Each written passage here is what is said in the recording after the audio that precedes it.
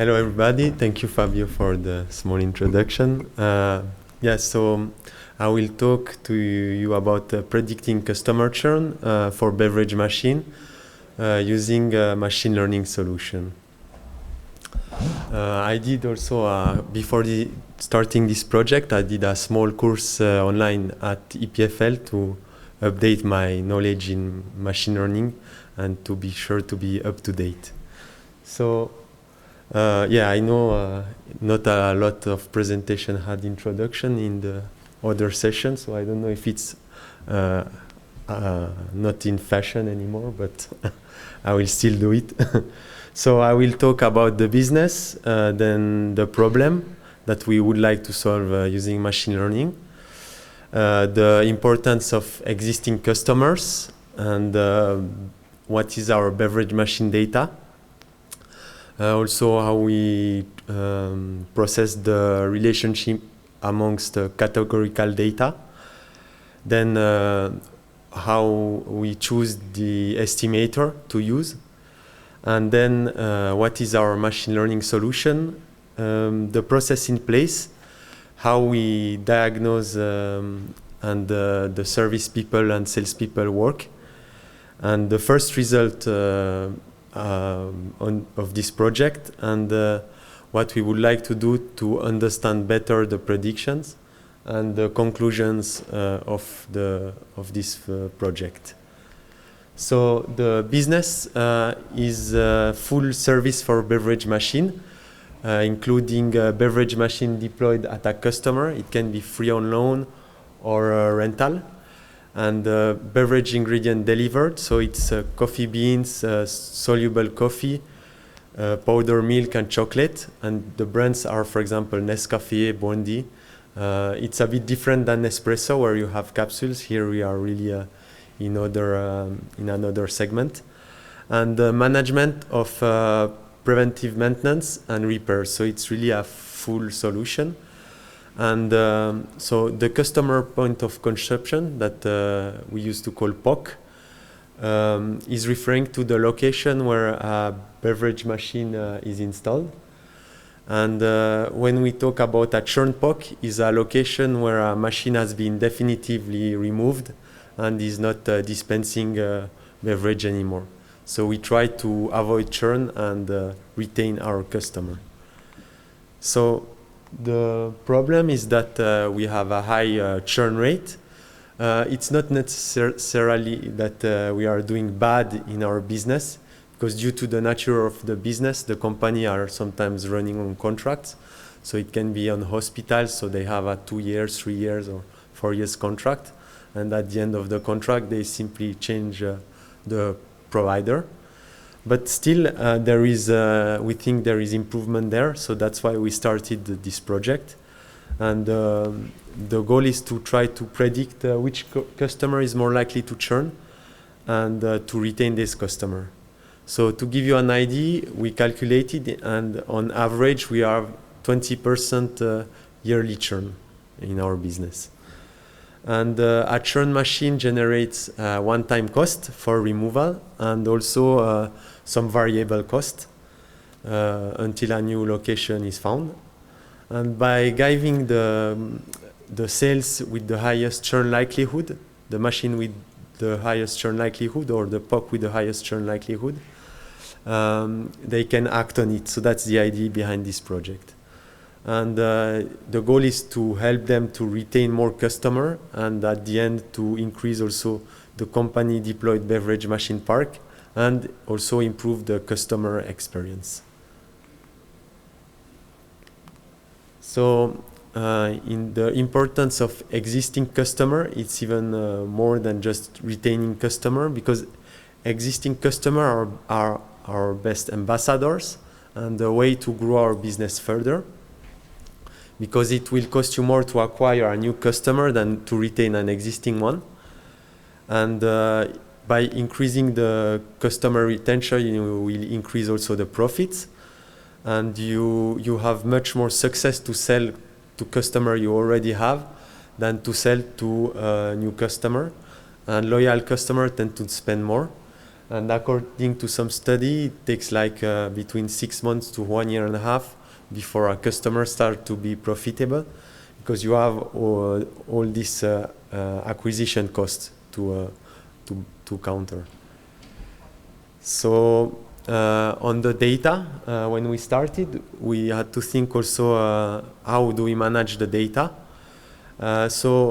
The first proposal was to keep all the data and do not aggregate on the machine, on the POC. And on the second idea was to aggregate on the POC, so on the installation point. So you see on the proposal one, you see the snap, because we do monthly snapshot of our beverage machine park.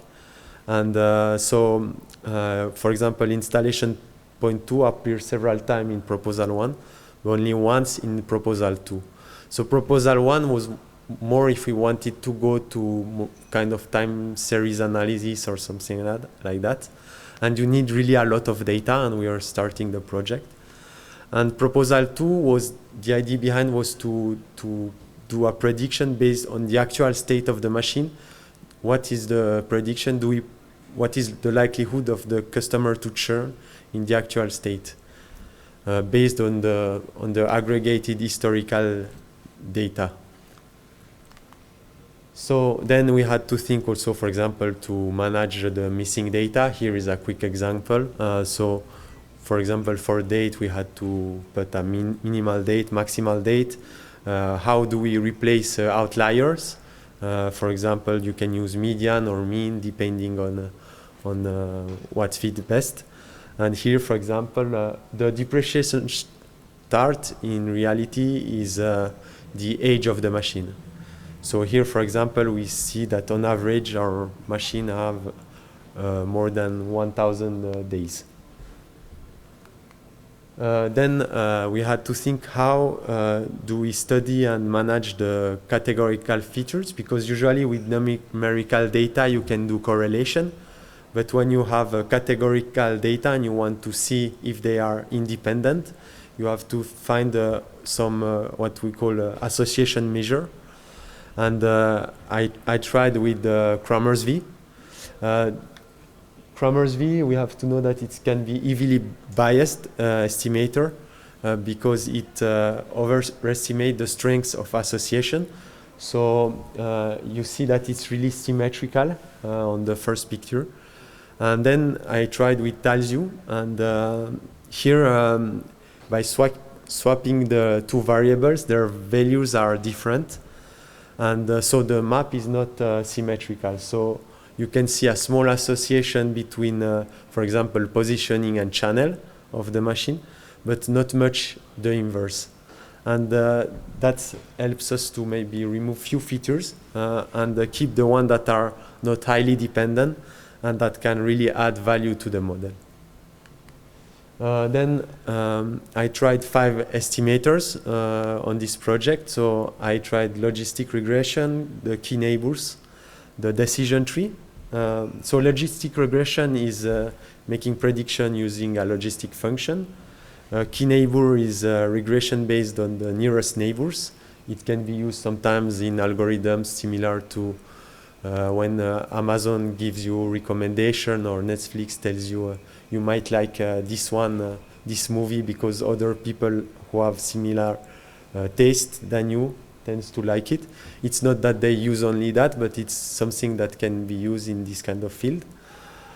Decision tree, it learns a set of if then else rules that lead to the final decision. And the random forest, which is a meta estimator.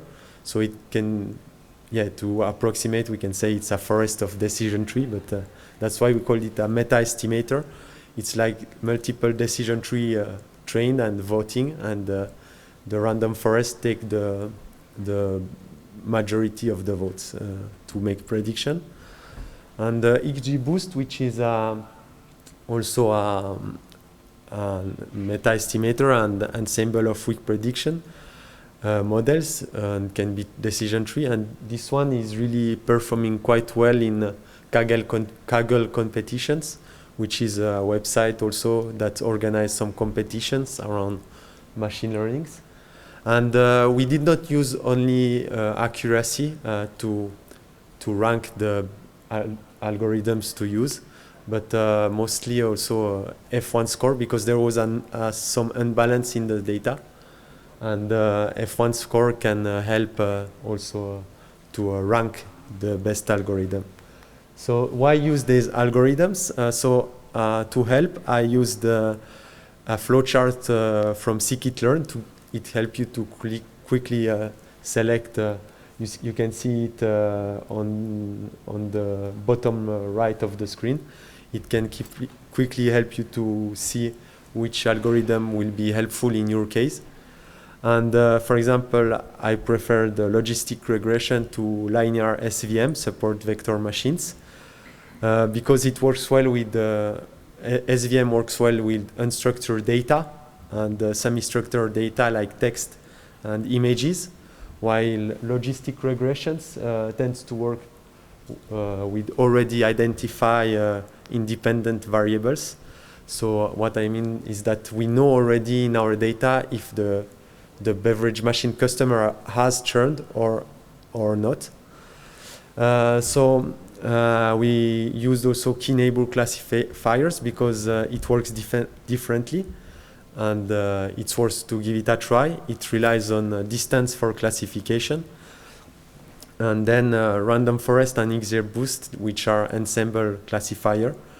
And why not try decision tree? Because decision tree, you can really quickly get the decision tree also, for example, in Python, to see how your data and the variable is behaving and what model will be built. And yeah, so now I will show you a small video so that I can have a small drink. And it's a video made by Google around machine learning and predicting churn. And I really like the video, so that's why I wanted to share it with you. The video, what I liked, it was to show how machine learning is used to segment the customer between low, medium, and high churn risk. And yeah, it was also a way to present a bit differently what I'm doing, and it was, yeah, I can share with people interested the link of the video in case it's a 2-minute video. The machine learning model solution that we've built, we started to collect the data, which is beverage machine data, like the age of the machine, the channel, etc., what type of coffee machine we have. For some machine we also have telemetry, IoT connected, but it's still minority of our machine park, but it's increasing. Then we have also the commercial visits and phone calls, and some service data and some other data like the sales data and the third-party service data. Then we started to analyze, clean, and transform the data to be ready to feed the algorithm. And then the algorithm part, I think, is where the most fun is. So there you split the data in 2 data sets, the train data to train the algorithm and the test data to test the algorithm. In that case, we are doing supervised learning, so you don't know if the machine, you know if the machine has churned or not. And we train the different algorithm, and then we give them the test data without telling them if the machine has churned or not. And then we compare the prediction with the actual result of the test data to evaluate, for example, the accuracy and also the F1 score. And then we do a benchmark to identify the best algorithm to use. So on the process, we found the pilot market, and we get 3 pilot markets to start the project and to see how much value it can add also to sales, because we have passed the algorithm test phase, because the algorithm is working. He has a pretty nice accuracy of above 95% of accuracy. But now it's to see how in the market and how the sales can adopt this solution. And so that's why we started this process. So the market provides us their local data, and we run the algorithm. And we provide only half of the list of the machine with the predicted churn score at the beginning for experiment purposes. And we provide the list to the market, and we let them get their own approach. So if they want to focus on the high risk machines, on the top 20 model, or in some channels, they can decide their own way. And then we ask them to record their completed action so that we can continue and improve the algorithm data and continuously feed the algorithm with their completed actions. And while doing this process, we saw that we corrected some data relationship, for example, with visits and phone call, by discussing with the sales and service people. And markets also understood quickly the benefits of good data and started to correct and improve the quality of the data by themselves. So it's also some added benefits of the project. And then we discussed with the markets and the region to create a kind of playbook on what to do once a machine has been predicted to have a high risk, high likelihood to churn. And a playbook for retention and to improve the customer experience, to retain the customer. So, for example, they can check how old is the machine and when was the last visit or phone call, is it a good performing location, etc. And then in this playbook they have what action they can take once they have done the diagnose phase. And then, so on the two markets that were two pilot markets that were really active, we saw an improved and improvement in retention. So the churn was reduced by 6%, so from 26.7 to 20.7%. And so. After 3 months, the installation point with the high-risk score provided to the market had 6% less churn thanks to sales action. So one of the list we provided the churn risk score, and in the other list we provided the no risk score, and we saw that between the two lists, the machine that were predicted with a high-risk score by the algorithm had lower churns thanks to the actions.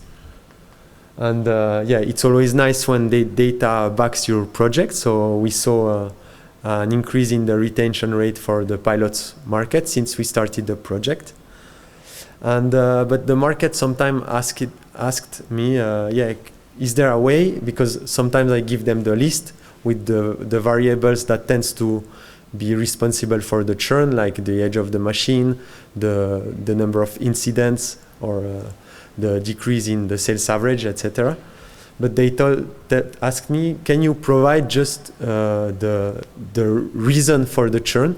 Because actually the project is to return the prediction, the likelihood churn prediction, and that's why we want to continue on this and make another project. And there is Python library called the tree interpreter, or also the SHAP library that can help to interpret and to understand the reasons of the predictions and can decompose the predictions. So that's where we want to go, to be able to provide to the market the top features contributing to the churn prediction. On the conclusion, so machine learning can improve efficiency and reduce the customer churn. An important part of the project is also spending time to explain to your colleagues, and here in that case it was service and sales colleagues, why they could and they should use the tool, and also answer their question and convince them to use it. And one thing also is that once you start to work with the people that have the field knowledge, you also learn from them and ultimately improve also the algorithm as well.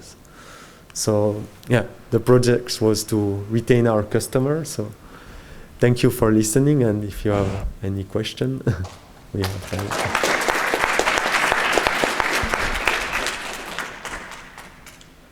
Question from the audience? Thank you for your talk. So my question is, did you try some other metrics to, basically to optimize? Because I'm wondering, it could be interesting here to try probably recall at K, which is where K is kind of, for example, number of customers you're able to treat. And technically, let's say if we are able to work with 100, let's say, of the most likely to churn machines, if we predict correctly a big part, it means kind of that we are really good in predicting people, and basically we have, let's say, we select 100 with top risk, and among them we have a lot of high percentage who is really churners. So probably it would be also interesting to see this metric. But your like F1 score, you said, right, it's really high. I guess this metric will be also good, but just technically, let's say for some, let's say, feature engineering and parameters tuning can be interesting to check this metric. Yeah, thanks for the question. I spent some time also looking at some feature engineering. I had few trials before going for the F1 score. I even chose the F1 macro score. Mm-hmm. It was more because at the start there was an imbalance of data because we were starting, and we had less customer who churned than customer who did not churn. Yeah. And it was helping to F1 macro was helping us to be sure that we have a good prediction for the customer that churn, which are also really important in that case. Mm-hmm. And I tried a few different metrics, and it's true that also I spent some time doing this feature engineering, which is really interesting, and also to parameterize the data, because as I was coding in Python, it was also fun to change the parameters and adapt. Cool. Okay, thank you. Thank you so much. Other questions?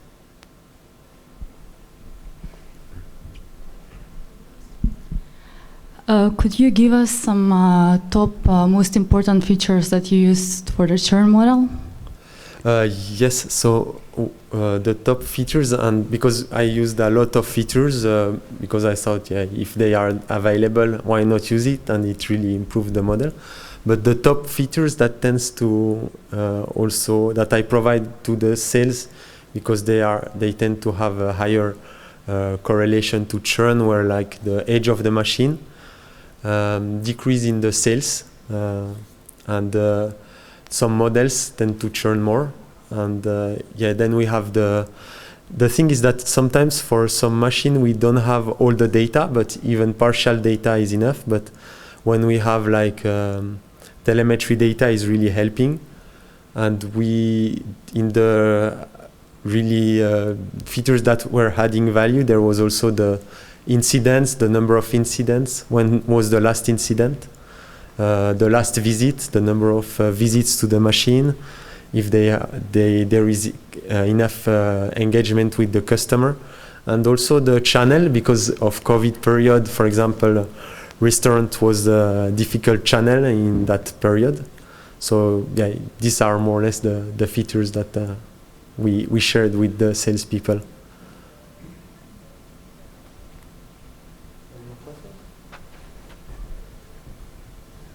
So maybe actually if you can elaborate more on this effect of the COVID pandemics, because you mentioned hospitals, for example, and now that so probably your models were mostly trained during these pandemics, and now that we are seeing the end of the tunnel and the restrictions are being lifted, do you see any difference So I've not checked specifically for the COVID, but yeah, still as we are running every month the algorithm, it will slowly update the prediction if there is any change in the trend. But it's definitely something that, once we will be completely out of the COVID period, to also analyze the difference in the predictions between the installation point during the COVID and after the COVID period. Could be something that could be really interesting to study.